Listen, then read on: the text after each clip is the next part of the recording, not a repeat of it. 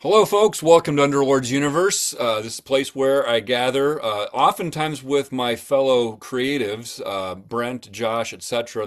We're all part of a creative project called Underlords of the Overworld, and we like to chit chat about the stuff that, in our old age, continues to inspire us. And today, I, Brian, have my longtime fellow.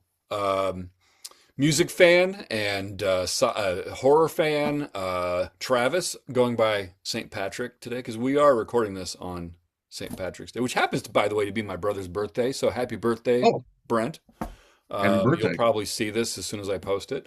Um, so happy birthday to him, and I'll be talking to him soon. But I'm not talking to him right now. I'm talking to you. And Hey. that's right. What we're talking about, Travis, is the brand new Dream Theater live archival album. So, just a quick back story on this. And first, if you're new to this channel, please like and subscribe and do all that stuff. And if you're a Dream Theater fan, and if you have this particular album, we'd be curious to know what you think of it. But I just want to say, as a disclaimer, my ring light went out, so my massive, awesome production, it's so lo-fi right now. So I have to apologize for that. Um, Speaking of lo-fi, this is an archival released by Dream Theater, but I would just say it is anything but lo-fi. It sounds awesome. So having said that, before we get into the details, some background on Dream Theater's series here. Way back in 2003, they started. Man, that's 23 years ago. They they started this series called the Official Bootleg Series. Here's just one example of it. This is the Oh my. making of Falling into Oh, Infinity. sorry. I did. I just picked out one randomly, and that was the one I picked out Wow. as kind of a. The demos for Falling into Infinity. So yeah, so they had these. They have a demo series, a making of live, and then covers, and that series. And Travis, do you have? I'm assuming you have all of those. Oh yeah, I got every single Yeah. one.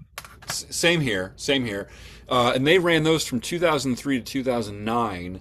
Then they took a 12-year hiatus on putting those out, but then started up with what they call the Lost Not Forgotten archives, and they still have the same kind of series. For example, this is the demo series for Distance Over Time, but they've only put one of the demo series out since they've restarted this in 2021.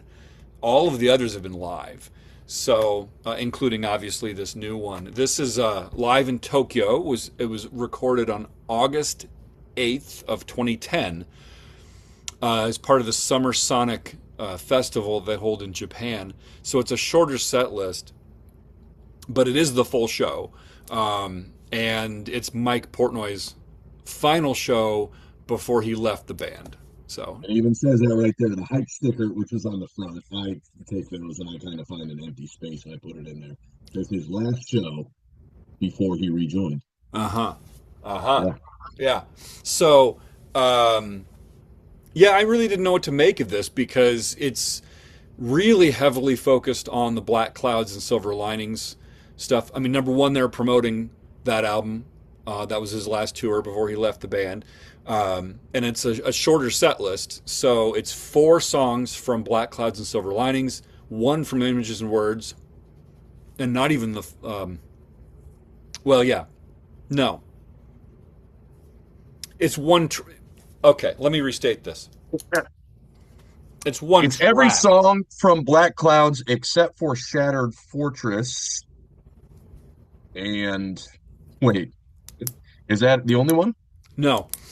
There's So there's four songs from Black Clouds, which would be Nightmare to Remember, Rite of Passage, Wither, and Count of Tuscany. There's one song from Systematic Chaos, which would be Prophets of War, and then one track, but it's a medley of two tunes from Images and Words, Pull Me Under and Metropolis. So Which medleys? I don't like medleys because I want to hear the full song. I do think it works pretty well on this set list, though. So we'll get into that. But you messaged me earlier today and you said, "Hey, have you heard this yet?" You said I really got some thoughts on this. my copy hasn't shown up. Otherwise, I would have been holding, you know, my copy hasn't arrived yet. And so I went ahead and listened to it on streaming as soon as you told me you had some thoughts on it. And I immediately had thoughts. And so I was like, okay, let's just zoom in together and we'll just share our thoughts. Well, and my first thought was, I don't know when this was released, maybe January or something, and I totally forgot about it, That's which same is here. unlike me. That's why I know that's weird that you say that because that's why mine hasn't shown up yet because I only was reminded of it just recently, maybe by you, and then put in the order for it maybe today, which is why it hasn't shown up yet. And I don't even remember how I think I got like a gift card or something. And I was like, all right, what do I want to spend it on? And then I don't know how this came up, and all of a sudden I go, oh my God, because I get all these the second they're released. All these other ones, like I just randomly picked out this one too. Well, Hmm. not randomly because this is also a Tokyo. Oh. Um, and this one is actually kind of a not a great one in my opinion, but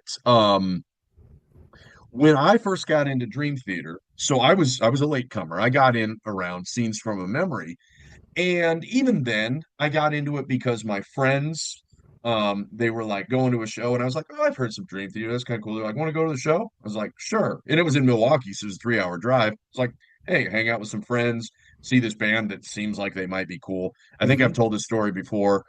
First 10 minutes of the set, I was like, "Damn, these guys are good." And then the remaining like hour 50 or whatever it was, I was just like, "Oh my God, shut up. Like we get it. You can like Yeah. ooh."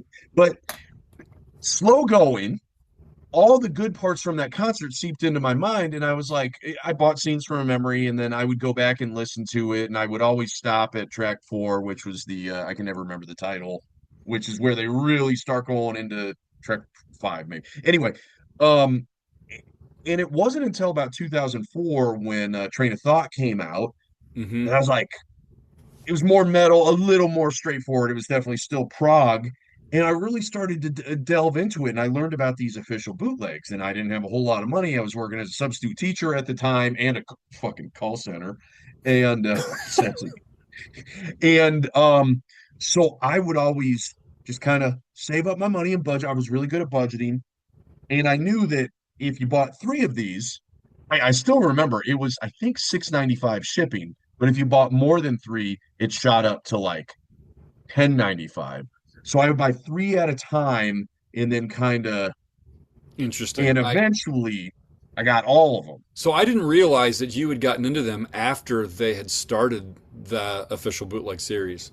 Yeah, I mean, I was into Like, them moderately, but this really, not this one because this one sucked.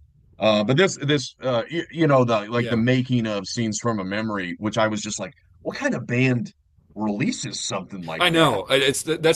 That's such a cool thing, and I obviously the average listener may not be interested in that kind of thing because you know you're hearing snippets of things, but I love that behind the scenes kind of stuff. So, and as somebody who likes to write and record things, I think it's interesting, and And not to get too far sidetracked, but y- the like the cover series Number of the Beast, that's what got me into Iron Maiden, which as you know, I'm more of a Priest fan than mhm, Maiden, mhm. and I never really gave Maiden the time of day. But then after getting the Dream Theater one, I was like, okay, I should really give Maiden a chance now. Same with Rush. I have Dream Mm. Theater to thank for that. So yeah, these they hold a special place in my heart because it has exposed me to a lot of other great music.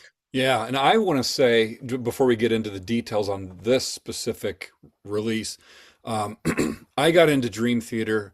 I'll never forget this. My buddy Matt and I were going up to we were starting Iowa State, and we'd driven up to Ames, and oh come on, and we'd driven up to Ames. We tuned into the campus radio station, and I don't remember specifically if it was Take the Time or if it was Metropolis. I want to say it was Take the Time that they were playing on the campus radio station. and I was like, oh my god, I forgot about these guys because remember seeing like the video for Pull Me Under on MTV, and I liked the song, but I never bothered to follow up. And then when I heard that on the campus radio station, I was like, these guys are this is amazing. And then that fall was when Awake came out. And I remember buying that at the North Grand Mall in Ames the day it came out. So I've been with him for quite a long time. But I do think, just to kind of segue into this current release, some of the earlier live recordings I don't think really did the band justice. I mean, I think it's great to have them. I like having them as a completist. I like listening to that stuff sometimes for the performances, but I don't think some of those older live recordings necessarily hold up sonically, which is my segue into this new release because I put track one on Nightmare to Remember when this on this new. You want to hold up the copy of the new one again? Because I don't have mine yet. Yeah, this album right there that just came out this year. I put this on and listened to that first track, and I was just like, this sounds huge. It's just, sonically, it just sounded so big. And I was listening to it on my nice little JBLs here, and it just, I was like, wow, this sounds great. So my first initial thoughts were, sounds huge. So it sounds really good. It's balanced really, really well. I can hear the balance between the instruments very, very well, which means John Mayung's bass really pops through, Yeah. which you can't always say on these things. And I also think James's performance is really good. It is. James on this performance, you can find live performances of him in the past where he's a little warbly or he's a little pitchy. I think he sounds awesome on this. That's just my take. So those were kind of like my overall thoughts, and then of course the set list. It's like, well, it's a shorter set list. They're just focusing on mostly on the then new album Black Clouds. But when I listened to the whole thing, even the set list didn't bother me at all. I was just kind of like, this is a great shorter show. I don't know. With that, I'll leave it over to you. What are your initial thoughts? Well, I mean, my initial thoughts are I haven't heard a live version of Nightmare to Remember with Mike Portnoy playing since I saw them live in 2009.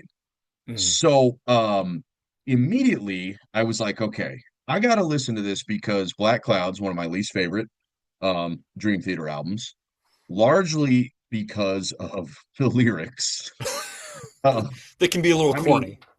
oh my God. And John Petrucci is such an amazing Yeah, lyricist. he is very good. He Yeah. he tried to be crappy. I mean, I remember, he said his lyrical approach came from a conversation with his wife, I think, and she said something like, oh, why don't you try writing about more real life stuff? So he's like, oh, well, one time I got in a car crash. I'll write about that. And then it's so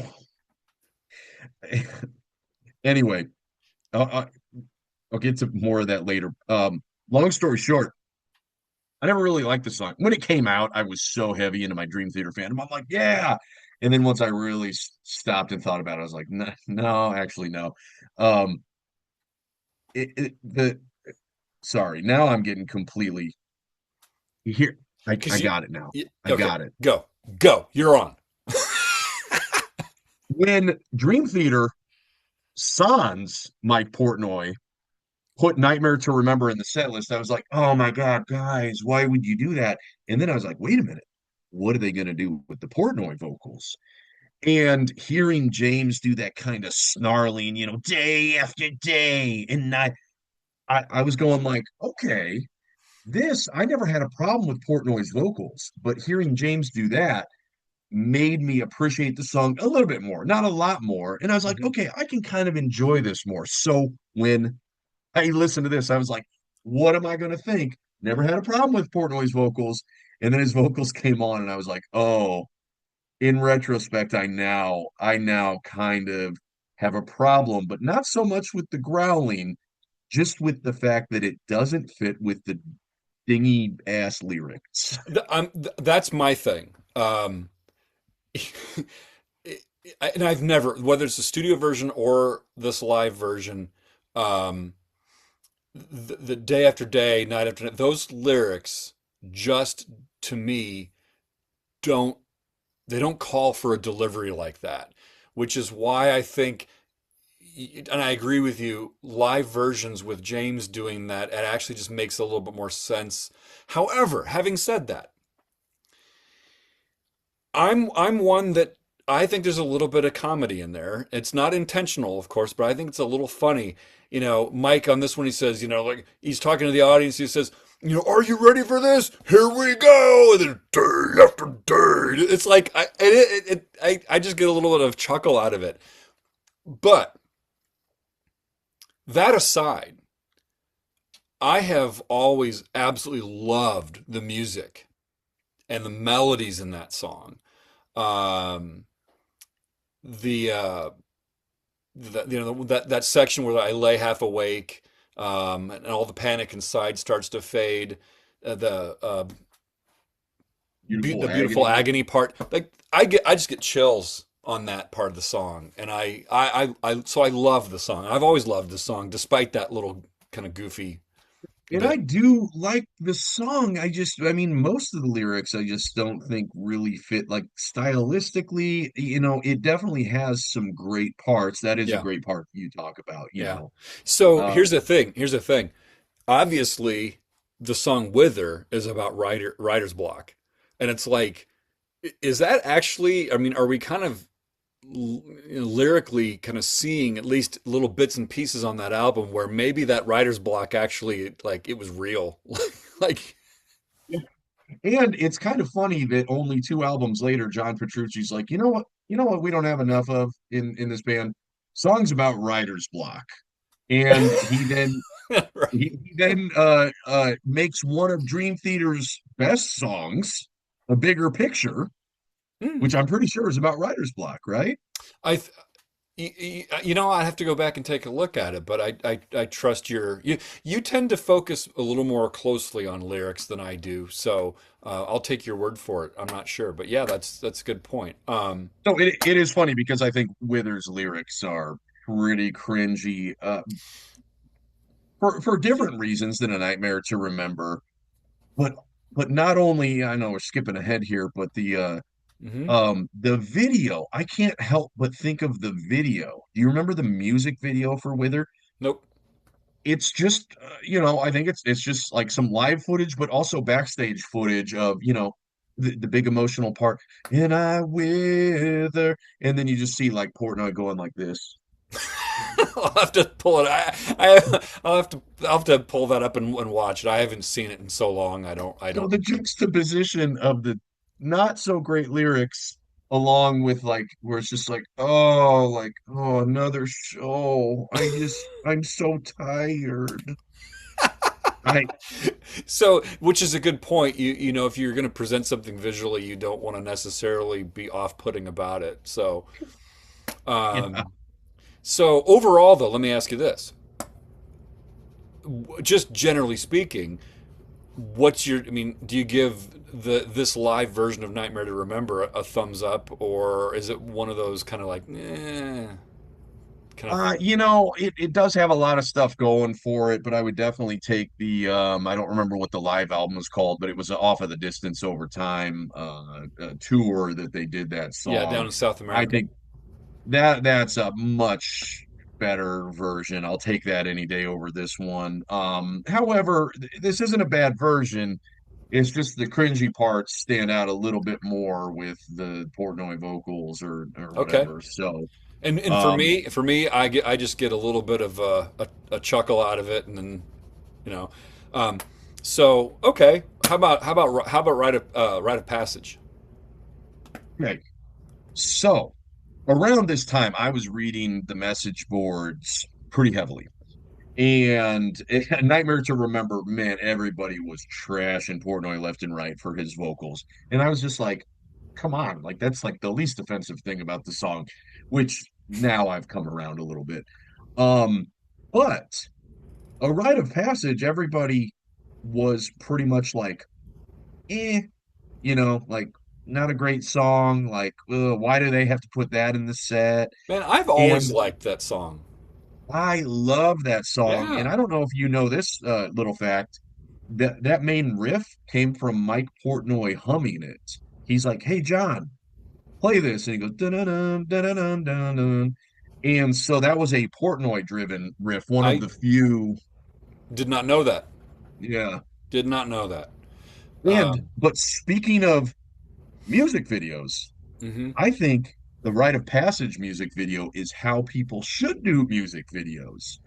You got this kind of dark subject matter. I think the lyrics are kind of cool, even though it's like about the Masons, ooh, this clandestine organization, which I don't get into those conspiracy theories. Mhm. But if you put yourself in the headspace, okay, it's kind of interesting to think of secret societies and this and that. Do you remember the music video? Nope.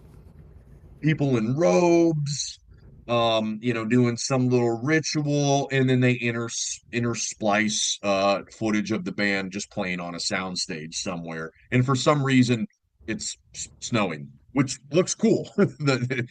And I'm like, this is the kind of music video you should have. It just gives you that extra little, it's not necessarily a conceptual music video, but it gives you that extra little uncomfortable feeling about this subject matter. So I got into it, even though I didn't care. I do think the lyrics are well written. So John did great in Yeah, I this was gonna one. say he wrote the lyrics for that. Yeah, and I. Um, So, how do you think this live version stacks up against the studio version? uh, Not as good, but still pretty good. But I think I'm biased because they played it on the last tour. Mm-hmm. And I know you skipped that one, and I decided to go last minute. And I didn't know they were going to play it. I think I peeked at the set list and saw they were playing it like sometimes or whatever. And when they busted that out, I was like, "Oh my God!" Yeah, I think it is kind I love the song, and I think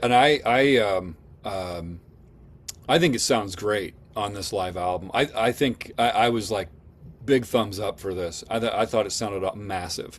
Um, and of. just to correct the record though, I didn't skip Dream Theater on this tour. I had to make a tough decision. It was either Bruce Dickinson in Chicago or Dream Theater in my own hometown. So I had to go. I had to see Bruce Dickinson solo. That was a once in a lifetime thing. So um, otherwise, it was like, gosh, the first time Dream Theater is like 25, 30 minutes from my house, and I can't go see him. I was actually a little perturbed by that. But Yeah. um, so okay, so they open up with these two tracks from Black Clouds. Then they go into Prophets of War, kind of a deep cut. Well, not kind of. It is a deep cut from Systematic Chaos. And I'm going to say this live version smokes the studio version, blows it away. There's my take, and I can elaborate for just a moment. As you know, because we've talked about this before, I don't like Prophets of War, the studio version, much at all. And it's not necessarily because the song as a whole I dislike. I don't like the production of the background vocals on it. Both the background vocals done by Mike and John, but also and mostly the kind of gang vocals. You know, they brought in on the on the studio version. They brought in like fans and like that time for change, like that part. I just don't think it sounds good. I think it sounds small. To me, it doesn't sound like a big crowd. It's like they got like what 30 people in a room. They should have like multi-tracked that thing like 10 times over or something. It just to me it just doesn't sound good. This live version though, it has it doesn't sound like 1,000, it doesn't sound like 50,000 people, but somehow sonically it works for me. And this is like the first time I've ever listened to that song in any capacity and said, yeah, I like that. Well, it's cool because it's a good song. I'm glad you've kind of come around to it. Lyrically, I've always thought it was an amazing song and actually kind of And brave. didn't James write the lyrics for that? Yes, Yeah, okay. yeah, and kind of brave of him to. I mean, maybe being Canadians, it's not as brave because I think by that point, a lot of, Yeah. I mean, most of Canada was against the war, but in America, it was still very controversial to the point where I distinctly remember this. Mike Portnoy banned conversation of that song on his forum Oh, because really? he didn't want it to delve into a thing about politics. Mm. Um, but it is kind of interesting those gang vocals, and then also Portnoy's kind of vocals where it's like unexpected consequent, like I don't remember. Yeah. Those sound very distorted, and I was listening to it again, and I was trying to figure out. I actually believe those were piped in. This was one of the few, if not only, tracks that they used a click for. And so the gang vocals and then Mike's little rap, whatever you Hmm. want to call it, was piped in.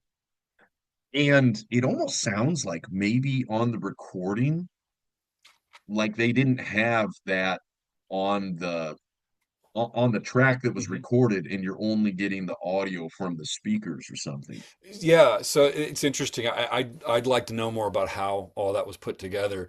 And you make a good point because I believe Jordan's keyboard in that very beginning, that doodle-doodle-doodle-doodle-doodle-doodle, that's like a sequencer, and Yeah. everything would then be timed to it. And as you said, Mike doesn't play to a click. Mike Mangini did, but Mhm. Mike Portnoy does not play to a click. If you look at his drum set, he's got rearview mirrors.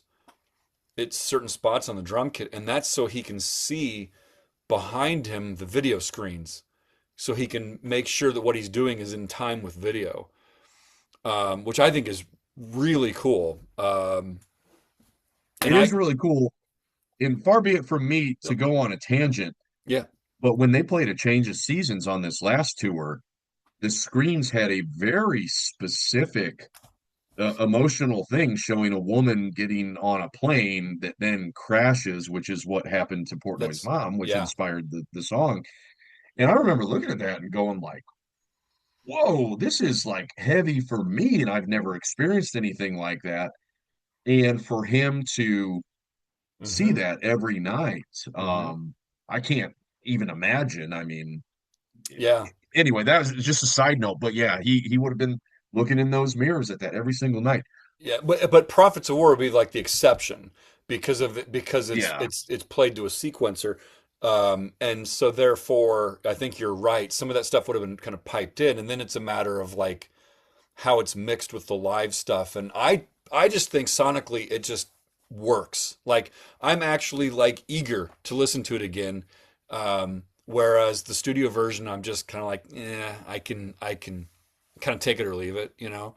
Um, I think he's using a different patch in the beginning than the studio version too. Interesting. I might have to go back and A B compare them, but um, you Which, know, which to me is just like that's if I'm correct, that's just kind of a weird, not a bad, but just an unusual choice to be like, well, I had this patch and we played it on there, but you know what? I'm going to do this patch because I like it better. I don't know. Yeah, now I think when we wrap this up, I'll probably pull the studio version out and compare it to the to this. But um, it's just interesting, just because so many artists today play to clicks because so much, from lighting to to pyro to everything is so timed for these shows that having Mike Portnoy there not playing to a click for most of the show, um, I just think is refreshing. And by the way, as a side note, that's the way Neil Peart played because there was only a handful of Rush songs that he played to a click, like Red Yeah. Sector A, for example. Otherwise, he did the same thing. His just the timing that those drummers would have that internal sense of their internal clock, has just got to be just so good for these bands that have these visual presentations like that. But anyway, we could go down a Rush tangent and we won't, but maybe for another episode. But did you ever see? I don't know if this footage exists anymore on like YouTube or whatever. Did you ever see the footage from the studio when everybody was doing the time Yeah, I do for? remember that. Yes. I It's on remember, the special edition of the CD has that making of DVD that, yeah, which is interesting. I yeah, think it's good. yeah, that is. But I think right after it was done, within like a week of them doing that, they had just like a 10-minute not like an edited down, but like 10 minutes of what it was like being in the room. Maybe Hmm. it is on the DVD, but I remember at one point, Mike's like, so this is all you got to do. You just, when I go like that, everybody goes, time, four. And and then he says, okay, and then maybe like let's do something and somebody in the crowd goes, what about like if we do it like this? And then Portnoy just goes, no, no, no, just he goes, just do it like I said. He goes, by the way, one of my favorite Derek Sherinian quotes of all time was when a fan suggested something, and he goes, people, just leave the creativity to us and buy the t-shirts. And buy the t-shirts. There is something to be said for that, for both of those statements, actually. But okay, cool. How about Wither? I I know that you have an issue with the lyrics. We've kind of already addressed that, but how do you think this live version stands up to the studio version? Okay, it was pretty good, and I was driving actually out in the country. We had bad weather and stuff on yeah, what day was that now? Was that yesterday? Monday. Yeah, this is It, Tuesday. Yeah. yeah, and I went out on some country roads and I was listening to this, and it was kind of treacherous. So I'm kind of focusing on the road, and I found myself getting into the song, and then I thought to myself, this song's not so bad. Hmm. Why why did I have such a problem with it? And I was like, oh, yeah, it was the lyrics. And then I started focusing on the lyrics. I was like, oh, the lyrics.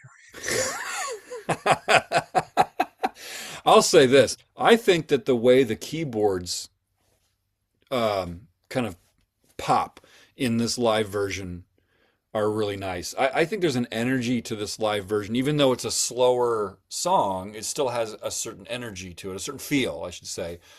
It feels right to me. And I don't really have a problem with the studio version. I like the studio version. It's not my favorite song they've ever done, but I kind of found myself liking this live version a little bit more.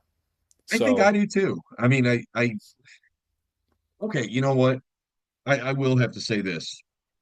If I had to choose this or the studio, I'll choose this. Nightmare to Remember. Obviously, I would choose the Distance Over Time tour version. hmm But if I had to choose studio or this one, hmm I think I'm choosing this one.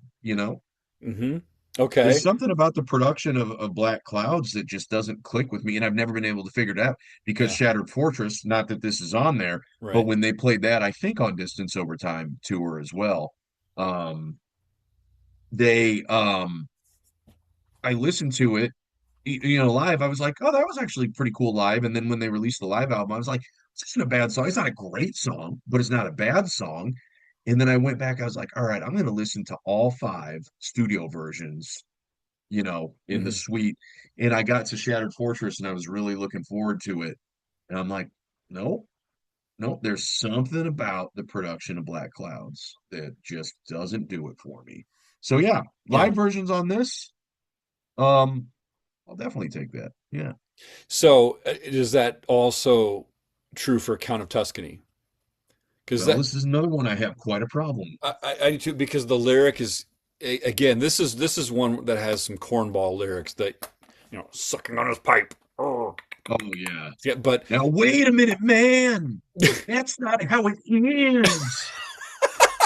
And I I, just and I'm envisioning John Petrucci like in like the passenger seat of like this 1950s sports car, and then this guy's like, now wait a minute, what? How in the hell did you get that idea? And then him going, you mean you're not gonna kill me? I He's like, as long as you tell everybody my story, I won't kill you. it's just so I don't even know the right adjective. Having said that, Count of Tuscany, musically and melodically, I love it. I absolutely love it. But if I focus too much on the lyric, it's a little it's it's got some cheese. And but just like with a lot of the other things on this live album, I think that I don't have any complaints about it. Um, in fact, I think because of the energy of the live performance, it's easier for me to not pay as much attention to some of the corniness of the lyric. I don't Yeah. know. Do you share that same I view do. or? Yeah. I mean, it's like you said, it's such a great song. If it had different lyrics, it could certainly be among the greats. And it has such a nice sense of finality to like, all right, that's our show. Good night. And then of course they'll come back and do the Yeah, encore. yeah, Um, but the lyrics, of course, ruin it. But yeah, it's dude, it's got a lot of energy and emotion, and uh, it's it's just so weird that it seems like there's only a select group of people that really have a problem with this, with the lyrics. Because everyone's, well, oh, dude, Count of Tuscany, I love it. It's like, but did you, but did you really listen to it? But anyway, musically, it oh yeah, is, yeah. I think Although it's I will say, musically, if out of all the epics, I would still probably put this maybe more towards the bottom. really. Um, Maybe above Octavarium musically. That's another one I have problems with the lyrics only in a small part, but I hate Hmm. the full circle. I don't even like the music section of that, but I do really like the end, how John Petrucci on that one, and also Systematic Chaos in the Presence of Enemies, how he does that sort of melodic solo. It's almost a little bit it's a little bit uh, what's the word? It's like stock, like and now you have to do the emotional sounding outro solo and whatever, Kind of like a but it trope, works. like a trope, Yeah, it's a like a trope. There you yeah. go. And the Um, reason why it's a trope is because it works so well. So, yeah, yeah. I honestly, I think that if it wasn't for a little bit of the corny lyric in Count of Tuscany, I might put this near the top of their epics. I think musically and melodically, it's that good. I haven't rated or ranked or thought about doing that with their epics, but you know, if I was forced, I'd probably say Change of Seasons is the the pinnacle. But this is, I think, this is top tier in terms of the the the music and the lyric. Excuse me, the music and the melodies. I just wish, like you, that it was a little bit different lyrically, but you know, it just it is what it is.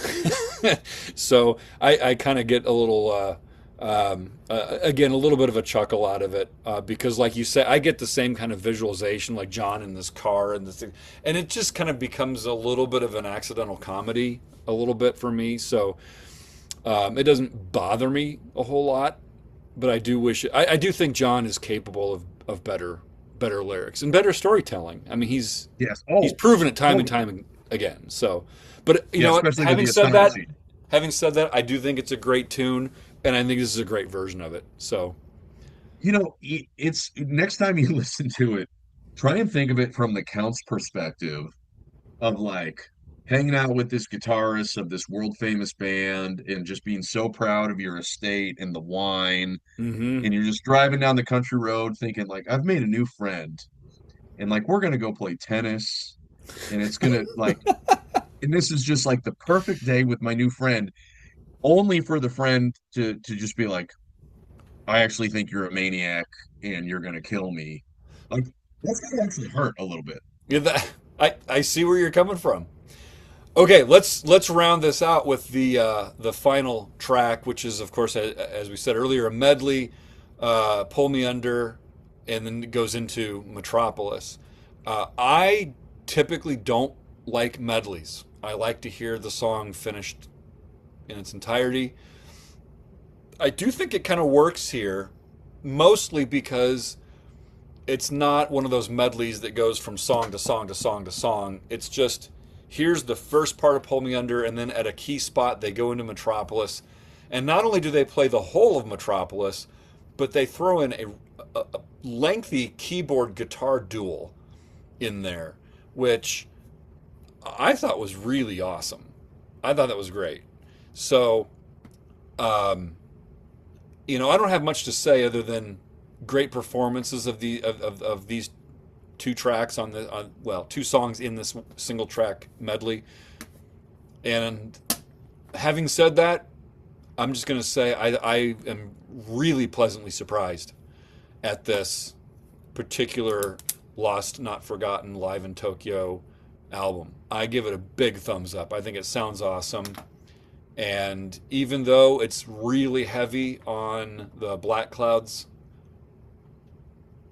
album from a setlist perspective, really good stuff. I give it a big thumbs up. Yeah, I give I'll it a leave it big to you for thumbs. last word on that.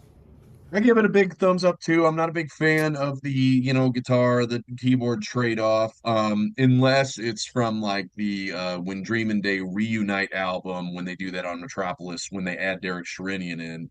That was more of a celebratory thing. Kind of like let's see how these keyboardists interplay. It was pretty cool That to was see it. cool. Yeah, yeah. But one of the interesting things about this is that one of the last new live albums they released from this was from their Madison Square Garden show, also on the Black Clouds tour, I think, when they opened for Iron Maiden. And that was before Mike Portnoy rejoined. So they had released a Mike Portnoy era live official bootleg. And that was from Portnoy's archives because he kept them all. And so that kind of showed the cooperation. People are like, what does this mean? Does this mean we'll finally get the making of 6 Degrees, which Portnoy said he was in the process of completing when he decided to quit. Hmm. That's a great performance too, though, the Madison Square Garden one. But this one is also, it was a pleasant surprise to me because, like I said, I'd forgotten about it.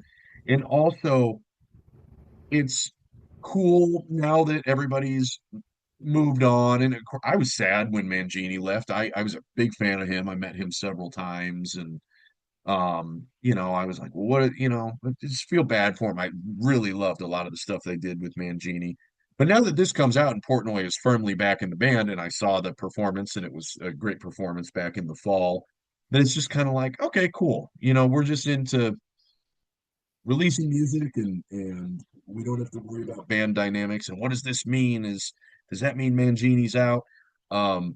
This is just a cool, pleasant surprise to just kick back and drive around and reminisce about a album that I may not care for too much in retrospect, but some cool surprises like Rite of Passage, Hmm. Prophets of War. Those two songs by themselves are enough to buy this. And then if you're a fan of the other ones, um, then definitely Yeah. don't sleep on it like Brian and I did. Get Right. it right now. You shouldn't even be watching this right now. Right. Turn it off. Go buy this. Jeez. Ugh. All right. On that note, okay, Travis gets the final note there. Oh, If you, can I give one final complaint yeah, go though? ahead. Go ahead. Come on, let Mike write the liner notes again. This is like we get That's true. Yeah. look, oh my God, look at I don't know if I can flip through this. Look at all those words that Portnoy writes. Yeah. The Look at old all that. the official bootleg series, he did liner notes for all of them, and with the lost not forgotten the lost not forgotten archives, there are no liner notes, and I do miss that. I will say, I agree with you on Um, that. So, Although um, when I got this Live in Tokyo one, which the sound is not great, I don't think the set list is great. And then I opened it up, I was like, so is this like a special show or something? And then this is all that was inside. And I'm like, okay, I still don't know why they oh, that's released right. He this. didn't write liner notes for that one. I think he wrote liner notes for almost every one of them, though. The But live ones, I don't think the Los Angeles one he did, although that one was obviously special because Bruce Dickinson, I believe, was a special guest. yeah, So that made sense. But yeah, um, you have to double check. But yeah. But no, you're right. If you're a as far as I'm concerned, if you're a Dream Theater fan and a Dream Theater completist, you got to listen to this new one. And if you have, and if you're a fan of this particular tour that Dream Theater did, and if you've heard this and you have thoughts of your own, we'd like to hear what you have to say. So, other than that, please like, subscribe, blah blah blah, do all the things, and yeah, and go back to eating your corned beef and cabbage, it is Brian. St. Patrick's Day. It is my brother's birthday. All right. I hope he had a lot of corned beef. Uh, well, I don't know. I could ask him. So, Okay, we all need to right. know. Okay. Until next time.